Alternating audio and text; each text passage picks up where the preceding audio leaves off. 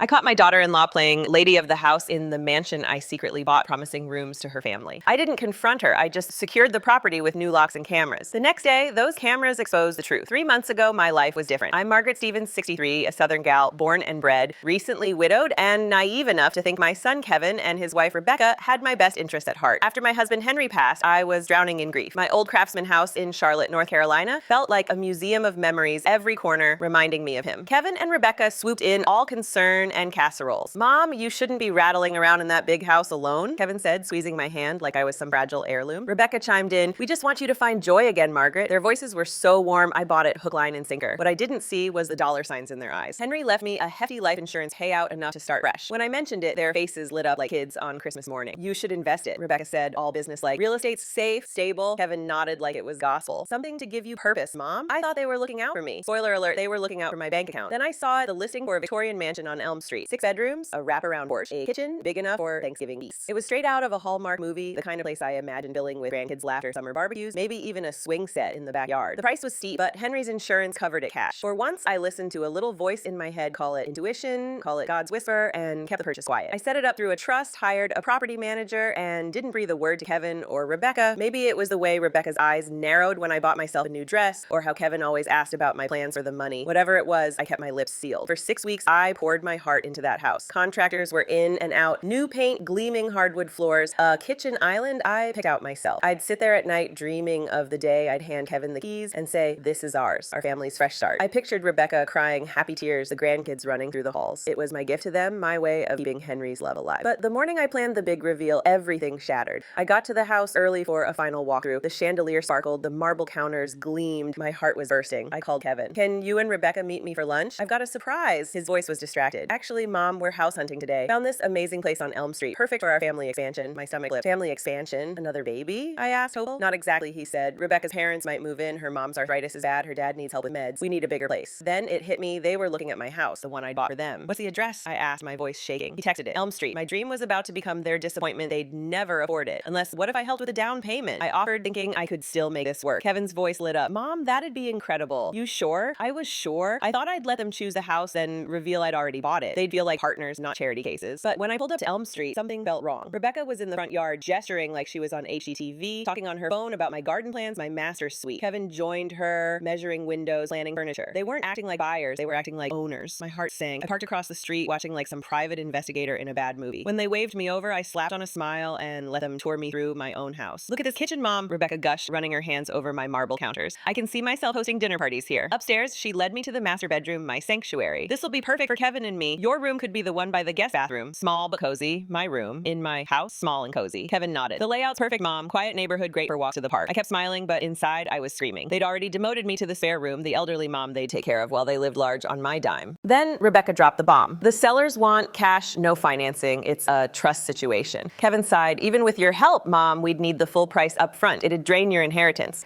They stood there looking defeated, and I had a choice. I could tell them the truth that the house was already theirs, or I could wait. Something told me to wait. "What if we looked at something smaller?" I suggested. Rebecca's face hardened. "Margaret, this house is perfect for our needs. Henry would have wanted us to use his money wisely for our family's future." That line, using Henry's memory to guilt me, hit like a punch. I nodded slowly. "You're right. Henry would want smart decisions. Let me sleep on it." That night, I sat in my old house, staring at the deed to the mansion. My name clear as day. I'd been so ready to give them everything. Now, I wasn't sure I'd give them a cent. The next morning, Kevin called before I'd finished my coffee. "Mom, we've been up all night thinking about that house. Rebecca's obsessed. There's another family looking at it. Realtor says they might offer today." My blood ran cold. There was no other family. I owned the house. He was lying to pressure me. "That's too bad," I said, calm as could be. "Mom, we need to move fast. Full asking price cash. Your whole inheritance." I swallowed hard. "Let me call the realtor myself. If I'm spending $350,000, I want to talk to them directly." A pause. "Rebecca's handling it, Mom. She's got a good rapport." "Of course she does." I hung up and called my property manager, Sarah. "List the house again, same price, same terms. If anyone asks, say the previous offer fell through." She was confused. "Mrs. Stevens, you own it. Why list it?" I leaned forward, voice steady. "Because I want to see how far my family will go to scam me." 2 hours later, Kevin called. "Great news, Mom. The other offer fell through. We need to meet the realtor tomorrow." I felt sick. My own son lying to my face. "Set it up," I said. "All 3 of us." He hesitated. "Rebecca thinks you should wire the money first, then we'll handle details." "Of course she does." Then came the text that broke me. From Rebecca. "Mom, the sellers took another offer. We lost the house. I'm heartbroken. I saw us raising the kids here, giving you grandkids a real home." I stared at my phone, surrounded by moving boxes. Because here's what they didn't know. I wasn't moving in with them. I was moving into the mansion alone. alone. I texted back, that's a shame. Something else will come up. An hour later, Rebecca called, fake tears in her voice. Margaret, I know you wanted that garden, those big holiday dinners. I'd never mentioned those things. She was fishing, keeping me hooked. That afternoon, I drove to Elm Street to savor my new home. But there was Rebecca's car in the driveway. She was giving a tour to some woman pointing at my windows, my garden, using a key she shouldn't have had. They measured rooms, planned furniture, like the house was theirs. Fury burned through me. I called Sarah. Has anyone accessed the property? She was shocked. No, Mrs. Stevens. You have the only keys. The listing's down, but someone had access. Someone was in my house. I made a decision that changed everything. I drove home, called a locksmith, and had every lock changed within hours. Then I got security cameras installed every entrance, inside and out. It cost a fortune, but it was worth every penny when I watched Rebecca try her key the next morning. I sat in my new living room, coffee in hand, as the security app showed her fumbling, confused, then angry. She tried the back door. Same result. She called Kevin, waving her arms like a reality show villain. 20 minutes later, Kevin called me. Mom, Rebecca drove by the house and thinks someone changed the locks. Maybe squatters? I almost laughed. Why would she check a house we don't own? Silence. She saw broken windows. Another lie. Kevin, how did she get a key? A longer silence. What key? The one she used to try to unlock my front door on my security cameras. In my house. He choked. Your house? I let it sink in. The house I bought 6 weeks ago with Henry's money. The one you've been trying to trick me into buying from myself. The silence was deafening. Finally, he whispered, Mom, we need to talk. Yes, Kevin. And you need to tell your wife that trespassing is illegal. That night, eating takeout in my dining room, I thought about how different this was from the celebration I'd planned. I should have been toasting with Kevin and Rebecca, not watching footage of her trying to break in. Kevin showed up at 8 p.m., looking like he'd been through a war. Mom, I'm so sorry. Rebecca got a key from the property manager's assistant, said she was checking on renovations for you. The lies kept coming. She'd answered my phone, impersonated my power of attorney, snooped on my bank transfer. She thought you'd want to downsize eventually, Kevin said. We'd buy it from you later. Everyone wins. I stared at my son, the boy I'd raised. To be honest, Kevin, that's called fraud. He crumpled. It was Rebecca's idea. She got excited, made plans.